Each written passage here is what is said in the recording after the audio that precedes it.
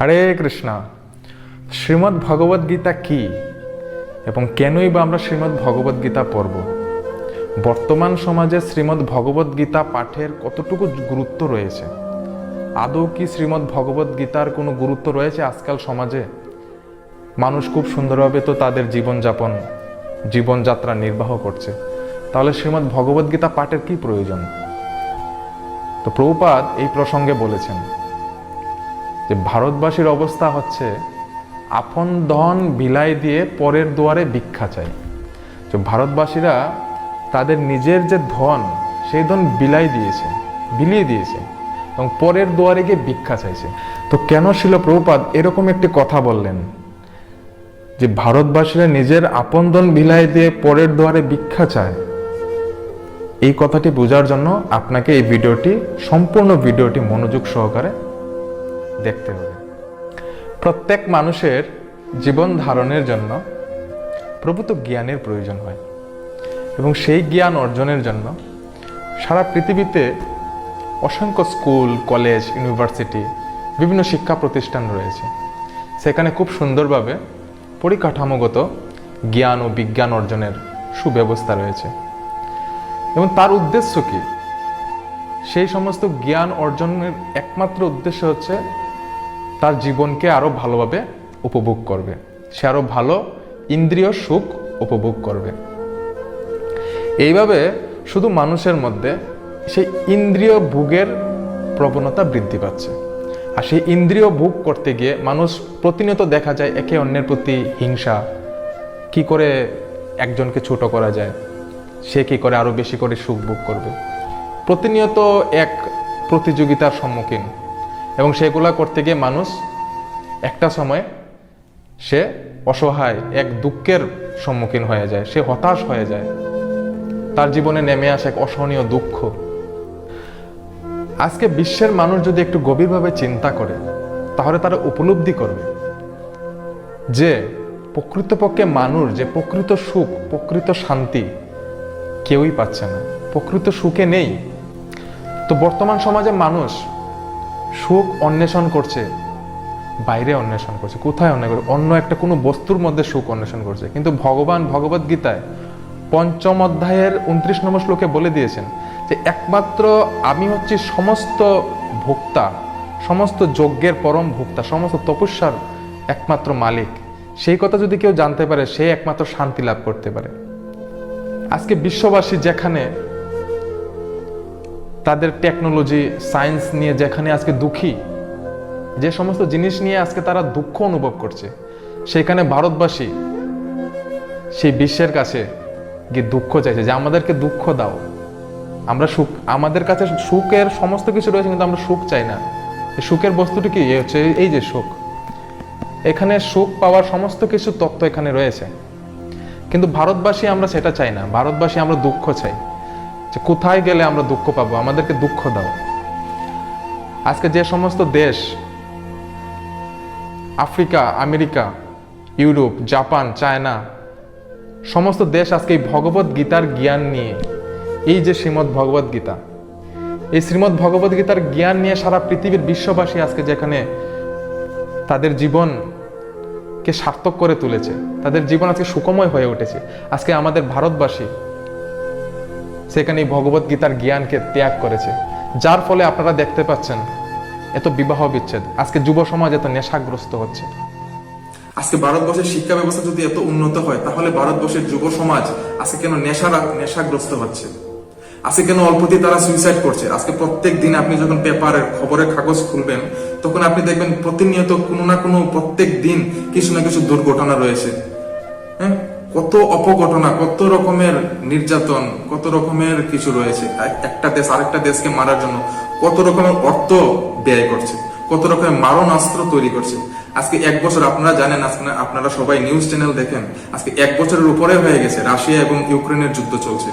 তো একটা দেশ আরেকটা দেশকে মারার জন্য কত রকমের পরিকল্পনা। কেন আজকে মানুষের মধ্যে সেই দয়া ভাব নেই কেন? একমাত্র আজকে সমস্ত জ্ঞান তো রয়েছে, সবাই জ্ঞান তো অর্জন করছে, কিন্তু প্রকৃত যে জ্ঞান, ভগবান যে শান্তি, যে জ্ঞান যে ভগবান দিয়েছেন, সেই জ্ঞান আজকে কেউ জানতে চাইছে না, যার জন্য মানুষের মধ্যে আজকে এত অসহনীয় দুঃখ দুর্দশা নেমে আসছে।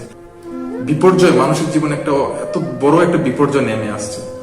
আজকে যদি ভগবত গীতার জ্ঞান যদি যুব সমাজের থাকতো, তাহলে আজকে তারা সুইসাইড করে না, তাহলে আজকে সেই যুব সমাজে বিবাহ বিচ্ছেদ হয় না, এরকম ঝগড়া বিবাদ হয় না, একে অন্যকে হিংসা হয় না।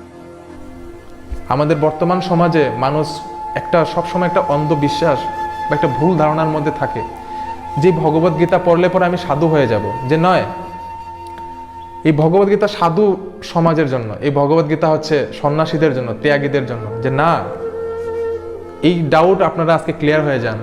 এই ভগবত গীতা কোনো সাধু সন্ন্যাসীর জন্য নয়। এই ভগবত গীতা আপনারা দেখতে পাচ্ছেন এখানে ভগবান শ্রীকৃষ্ণ অর্জুনকে দিচ্ছেন। যে অর্জুন আছেন একজন কোনো সাধু সন্ন্যাসী ছিলেন না, তিনি ছিলেন একজন গৃহস্থ, দায়িত্ববান গৃহস্থ, একজন যোদ্ধা। তাকে ভগবান সেই গীতার জ্ঞান দিয়েছেন। আজকে অর্জুন সেই জ্ঞান অর্জন করেছেন। অর্জুন অনেক কনফিউশনের মধ্যে ছিল, অনেক দুবিধার মধ্যে ছিল যে কি করবে কি না। তো আমাদের জীবনেও, প্রত্যেকের জীবনে, আমি হোক, সে আপনি হোক, প্রত্যেকের জীবনেই আমাদের অনেক কষ্টের সম্মুখীন হতে হয়, অনেক রকম প্রশ্নের সম্মুখীন হতে হয়। সেই সমস্ত প্রশ্নের উত্তর সেই ভগবত গীতায় রয়েছে। ভগবান কৃপা করে আমাদেরকে সমস্ত কিছু দিয়ে গিয়েছেন, কিন্তু আমরা সেই সুযোগের সদ্ব্যবহার নিচ্ছি না, সেই সুযোগ আমরা নিচ্ছি না।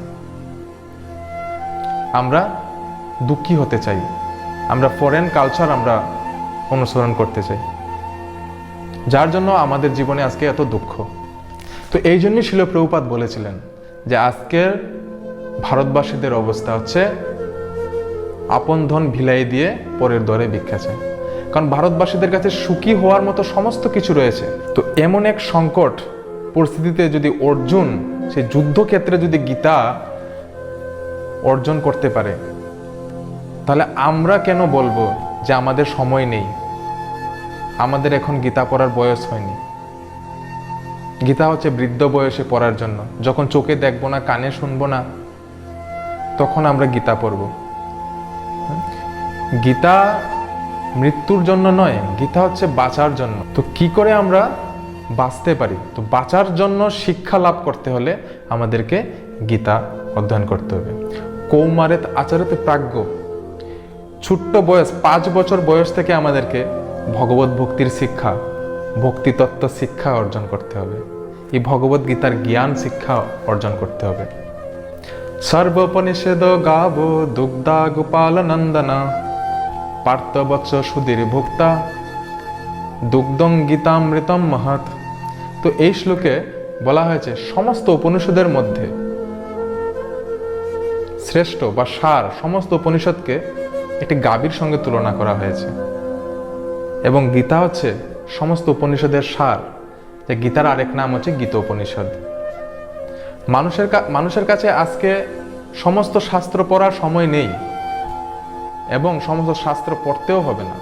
শুধুমাত্র যদি এই একটি গ্রন্থ গীতা যদি কেউ অধ্যয়ন করে নিষ্ঠাপূর্বক, তাহলে সে সমস্ত তত্ত্ব সে বুঝতে পারবে, তার হৃদয়ে স্বাভাবিক কৃষ্ণ ভক্তির বিকাশ ঘটবে। ভগবান শ্রীকৃষ্ণ অর্জুনকে কেন্দ্র করে এই গীতার জ্ঞান সমস্ত মানব জাতির জন্য দিয়েছেন। যেমন গাভী যখন দুধ দেয়, তখন সেই দুধ কি তার বাছুরের জন্য? একদিকে তো হ্যাঁ তার বাছুরের জন্য, কিন্তু সেই দুধ হচ্ছে সেই বাছুরকে কেন্দ্র করে সমস্ত মানুষের জন্য। যদিও সেই বাছুর না থাকলে গাভী দুধ দেয় না, কিন্তু সে দুধ কি আর বাছুরের জন্য আর কতটুকু থাকে? সে দুধ তো মানব জাতির জন্যই থাকে। ঠিক সেই রকম ভগবান শ্রীকৃষ্ণ এই অর্জুনকে কেন্দ্র করে সেই মূল্যবান তত্ত্ব, সেই মূল্যবান জ্ঞান, সেই যেমন বাছুরের ন্যায় অর্জুনকে কেন্দ্র করে সেই সমস্ত মানব জাতির জন্য এই জ্ঞান দান করেছেন। তো মানব সমাজের প্রকৃত উন্নতির জন্য জড়বিদ্যা যথেষ্ট নয়। জড়বিদ্যা অর্জন করতে হবে, তার পাশাপাশি আধ্যাত্মিক জ্ঞানের প্রয়োজন রয়েছে। সেই ভগবত গীতার জ্ঞানের প্রয়োজন রয়েছে।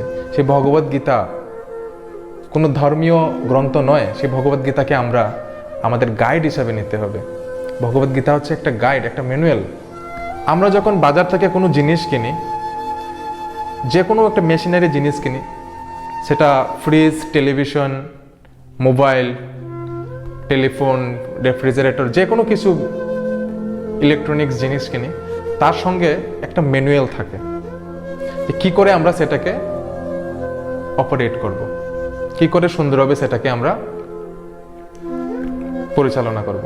ঠিক সেই রকম ভগবান আমাদের এই হিউম্যান ফর্ম অফ লাইফ, ভগবান আমাদের এই মানব শরীরটাকে তৈরি করেছে, এই যন্ত্রটাকে তৈরি করেছে। কি করে আমাদের এই যন্ত্রটা, এই মানব জীবন আমরা পরিচালনা করতে পারি সুন্দরভাবে, তার জন্য ভগবান একটা ম্যানুয়াল দিয়েছেন। আপনারা জানেন সেই ম্যানুয়ালটি কি? এই হচ্ছে সেই ম্যানুয়াল। তো আসুন, আপনাদের সবাইকে আমি অনুরোধ করব, বিশেষ করে যুব সমাজ যারা আমার এই ভিডিওটি দেখছেন, তাদেরকে অনুরোধ করব, এই গীতাকে দেখে ভয় পাওয়ার কিছু নেই। এই গীতা কোনো সাধু সন্তদের জন্য নয়, এটা হচ্ছে আমি আপনার সবার জন্য। এই গীতা একটি গাইড। এটাকে আমি আপনার জীবনে একটা গাইড হিসাবে নিন এবং প্রত্যেক দিন একটু একটু করে গীতা পড়ার চেষ্টা করুন। দেখবেন আপনার জীবন সুন্দর, সত্যি সুন্দর হবে। আপনি ইউটিউবে আপনি সার্চ করেও দেখতে পারেন, আজকে ফরেন কান্ট্রিগুলোর দেশের মানুষ আজকে কত হ্যাপি, তারা কত সুন্দর ভগবানের নামে কীর্তন করছে, গাইছে, নাচছে, তারা কত সুখী, কত হ্যাপি আছে। আমরাও হ্যাপি হতে চাই, আমরাও সুখী হতে চাই, কিন্তু আমরা সুখী হওয়ার প্রকৃত রাস্তা আমরা জানি না। তো এই গীতাকে একবার পরেই দেখুন না, আপনার জীবন কিরকম চেঞ্জ হয়। তো বেশি আর লম্বা করব না এই ভিডিওটি।